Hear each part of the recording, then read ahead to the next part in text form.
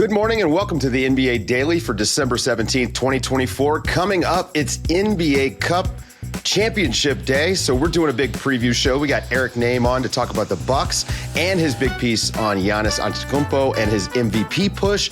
And then in the B block, we've got Andrew Schlecht to talk about the Thunder and what's happening with that team after the Cup.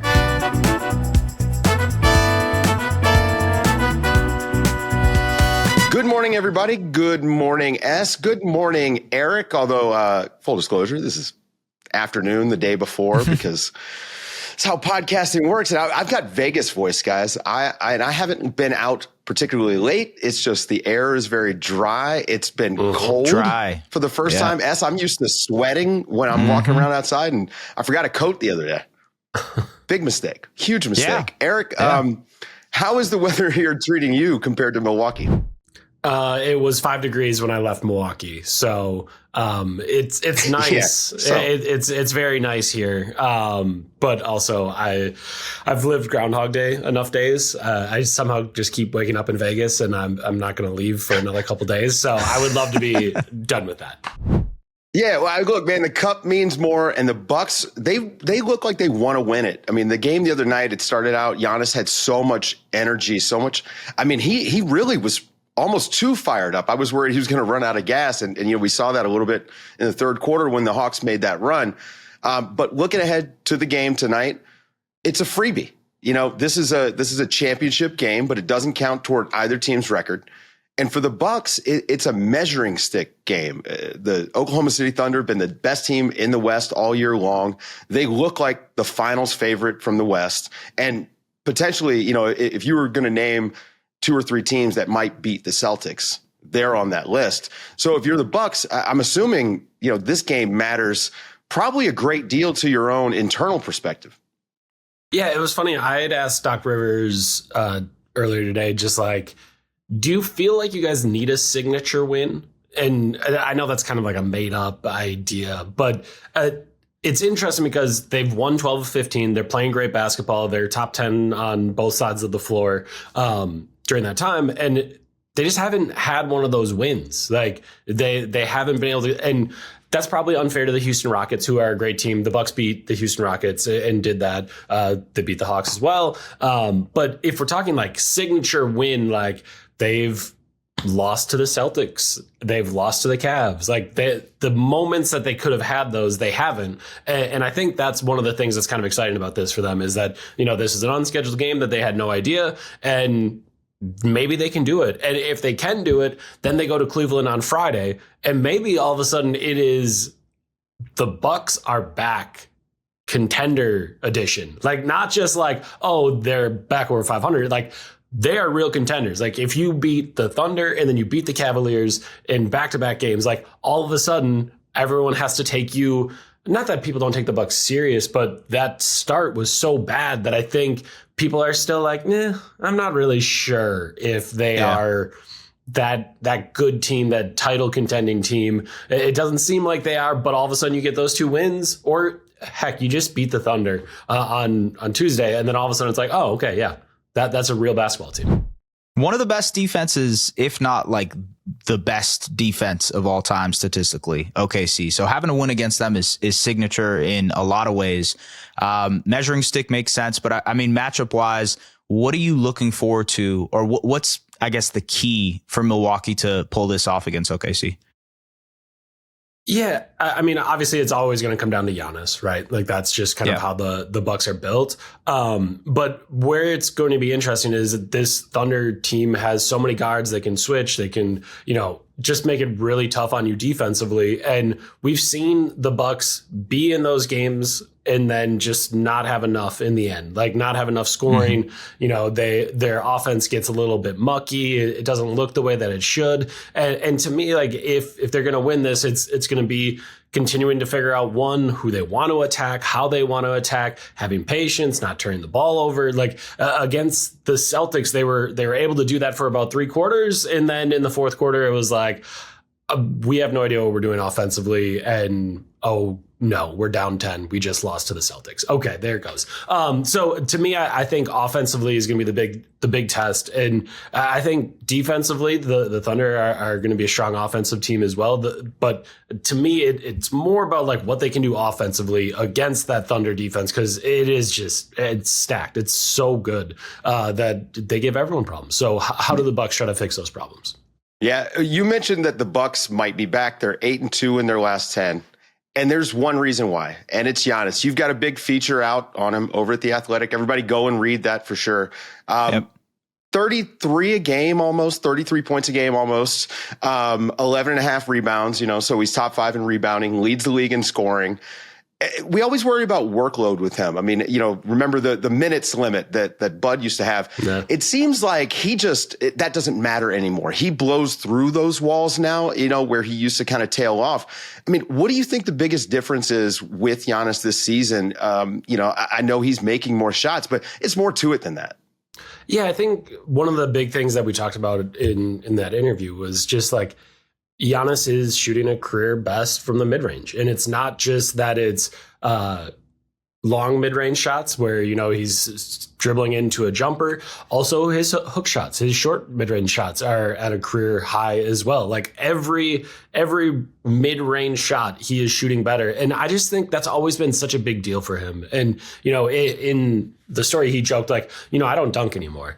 And I was like, okay, yeah, sure. You just baptized Goga Batadze. Yeah. So no, I would say Goga probably is going to disagree with that. But what he was trying to like explain is that like, it isn't what it used to be for him offensively, where, the start of the Bud era, it was, all right, this dude's downhill every single night, 15 drives a game. He's going through the whole defense, like all of that. He can still do that. But I think the thing that people have always kind of missed with him, and especially in the last 5 years, there's been this progression of just the way that he can finish. And he still shoots an insanely high percent at the rim, but it's not all dunks. There's very artful finishes. There's the right hand on the left side that he sneaks in quickly. There's a floater over the top that he finishes through contact. Like got that little turnaround fadeaway now too that he hit against the Hawks the other night, right?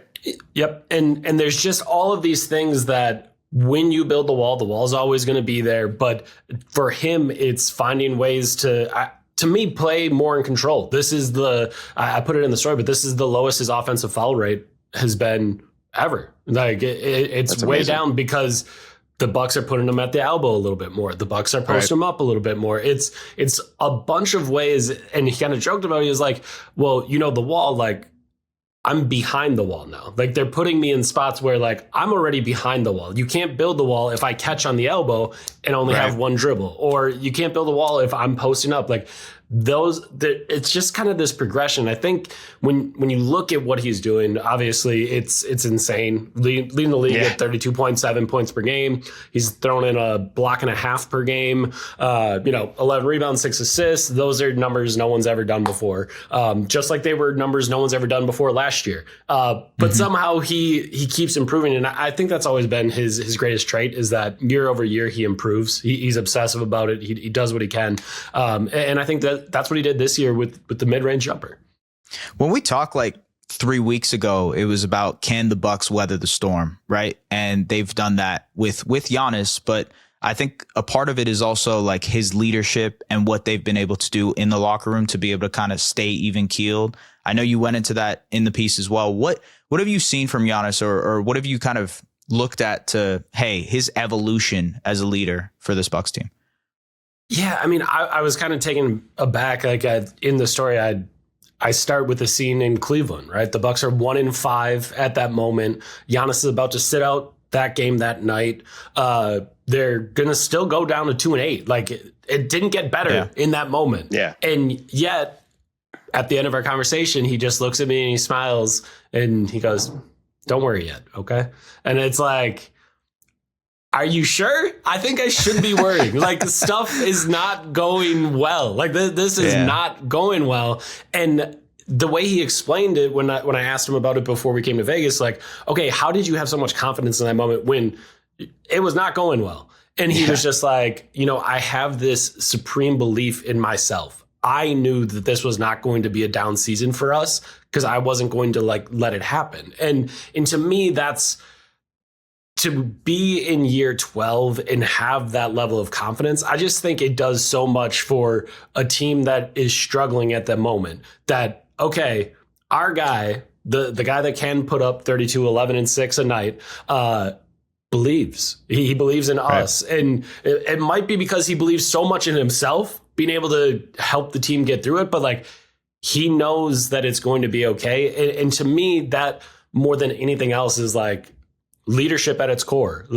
Guys, I know it's tough right now, but we're going to be okay. And I'm going to make sure that we're okay. And I just think they just started competing at a level that matches Giannis. The other night in Atlanta, against Atlanta here in Vegas, there's a play, 6.5 minutes left. Giannis pokes a ball out from Jalen Johnson, and it's rolling towards the sideline. There would have been 6 seconds left on the shot clock. He could have just let it go out of bounds. He had done his job. And no, this lunatic dives for the ball and he draws a foul on Jalen Johnson. And I just remembered, I talked to Andre Jackson Jr. after the game, and Andre Jackson Jr. plays hard. That dude has a motor, and he goes, when I see that, I'm like, I got to play even harder. I was there on the floor. He was like, I should have dove. I saw him dive and was like, man, I should have been diving right there with it. It should have been both of us. And it was that to me, whether or not, there's an eloquent speech or whatever, that to me is leadership. That 2-time MVP, 12th season, doing everything offensively. And this dude's diving on the floor for loose balls. That's with a bad back, by the way. That's leadership. It just is. So I think it's really been cool to see him kind of in this maturation process, first kind of figure out, I can dominate games like he did in Bud's first year. And now all of a sudden there's all this complexity to what he does. And there's so much that goes into him not only being a great player, but a great leader and the franchise. And I just think it's been really kind of cool to see him do that now for 12 years. Yeah. Well, I'm not going to do the thing where I make you make a pick. It's going to be fun. I'm really looking forward to the game tonight. I just, the matchup is going to be a great game. Kind of interesting. I threw out the other night, Eric, that it may come down, if it's a close game late, Giannis may have to guard Shai. And I'm kind of interested to just see what happens in that matchup. Shai has just been so great this season. And I think that Giannis loves to prove himself against guys like that, right? Yeah. I don't know. Anyway, it's going to be a great game. Guys, go and read that piece on Giannis. It's at The Athletic. And then, just follow Eric's work. He really is one of the best in the business. That's why he's on here so much. Stick around, guys. After the break, we've got Andrew Schlecht to talk about the Thunder and why they're going to beat the Bucks. We're live from the Park MGM, fighting the Wi-Fi in the hotel that we are we're all having issues with. Andrew Schlecht, Zena Keita, live. You guys just were at the arena. You were at media availability while I was getting set up to pod today. Anything come out in media day? Did Shai come out and start talking crap to the Bucks? Was J-Dub saying he's going to dunk on Giannis? Did we get anything fun? Oh no. I mean, it's all business here. It's all business here, Dave. They're locked in, they're ready. I think the thing that is, and maybe this is most interesting, is that the Thunder really just want to test who they are under this environment, because it is a different environment. One, you're in Las Vegas, which I think it just presents a lot of variables, I would say. And then two, I think just being at this game where it's not it's not a hostile environment that you're used to being on the road. It's not this warm environment that you have when you're at home. It is just different. It just feels different. Even there viewing the game, it just felt strange. Yeah. And so I think they just want to test themselves under this environment. And that's kind of the messaging. And I'll tell you this, they want to win this thing. The Thunder are locked in. They want to win this thing. Obviously, Jay Will wants to win it for the money. He's not even playing. He hasn't played at all this season, but the dude won't stop talking about how much he wants the money. But I think that these guys see this as an opportunity to show the world, hey, we've actually been here, but now you get to notice that we're here because the Thunder really are that good. So I'm wondering how much of it is the environment versus the Bucks that's going to how they perform against the Bucks, OKC, that's going to allow them to kind of take away something, right? Like, is it going to be their outcome against the Bucks and how they match up against them versus it doesn't matter who's on the other side. It's just how we play in this game, in this environment of the NBA Cup. Yeah, I think the answer that you would get is probably the latter, that it's more about like the environment. But I really do think that it's important for them to beat a team that has a guy like Giannis on the other side, because I think there are a lot of people that would say that Giannis is the best player in this game. And I think that's totally fair. He and Shai are very different players. Stylistically, obviously size-wise, they're very different. But I think that one of those two will be the best player in this game. Like, I think that we can say that and feel good saying that. And they don't necessarily have like the guy that you would want to defend Giannis. And so it's really going to stress test their defense, because this is a team that they do not want players to score at the rim, and they pack the paint and recover is kind of their strategy. And so they will pack the paint on Giannis. They'll throw a lot of guys on him. My guess is that Dort will start on him. I'm guessing that Alex Caruso will see time on him. I think J-Dub will see time on him. I think we'll see times where Isaiah Hartenstein has time on him. I think they'll throw the kitchen sink at Giannis tomorrow night. Right. So we'll certainly see that. But it's really more about their team defense. And like how do they do against a player with that kind of gravity, with that kind of force going at the rim? And so that to me is probably the most interesting thing about this, because it really does matter if you're playing the Bucks. Like, what does your defense do? There are numbers out there and people are saying it, like, this is one of the best defenses ever. Period. And how do you do against a guy like Giannis? I think is really important. And how do you do with the pressure of like winning this game? You know, the Thunder they've been in a pressurized environment before. You know, they were in the game 6 with Dallas, and they were one play away from winning the game. I know there's a bad taste in their mouth from that. And so now it's just another time to stress test that particular thing. It's like, how do we do in an elimination game? And so it's a cool opportunity. Yeah. It's a championship. It's not just an elimination game. Like, the NBA is very upfront. This is an NBA Cup championship game. Who's going to capture the cup, Dave? Who's going to capture the cup? I do think I think Giannis, I don't know. Giannis, the way he looked to start that game against the Hawks, him going head to head with the Thunder feels like a disaster for everyone but Giannis. I just do not know how they're going to contain him. One of the things that Eric Nehm just talked about in the first half of the show was the different ways that the Bucks have started getting Giannis the ball to kind of take away the ability to wall up the paint. So when he starts getting into these post ups that he's been better at this year, you know, the turnaround fadeaway that he's kind of developed, the little mid-range jump shot so you can't just sag off.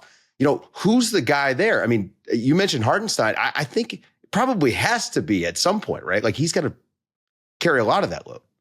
Yeah, I mean, as a post defender, certainly you'd want Hartenstein to be that guy. But I think it's going to be a lot of guys. I think we'll even see Kenrich Williams being that guy at times. And they're just going to throw multiple guys at him. Let's be clear. Like, they're going to make, you know, Taurean Prince prove it, you know. And they may pay for it, because they've done this in the past. Like, if you go back, just go look at the numbers for the Mavericks in that series last year with the numbers for Luka and Kyrie. They weren't good. The Thunder did a great job on them. And they were like, hey, everybody else on the Mavericks, prove it. Prove that you can beat us. And they did. And so the same thing could happen tomorrow, where they throw everything at Giannis and they're like, Taurean Prince, welcome to the show. Good luck. You know, they could do the same for AJ Green. I think he's somebody else that they're like, hey, great, undrafted. We're really proud of you. Can you make 7 of 10? You know, let's try it. Let's see if you can do it, because that's what you're going to have to do to beat us. And so that's kind of my expectation for how they handle this, is like, let's take away the Thunder give up more corner threes than any team in the league, by the way. And so I think that it's more important for the Thunder to stop rim attempts than it is to stop the corners for them. And sometimes it really works in their favor, and sometimes it doesn't. And we'll see what happens tomorrow.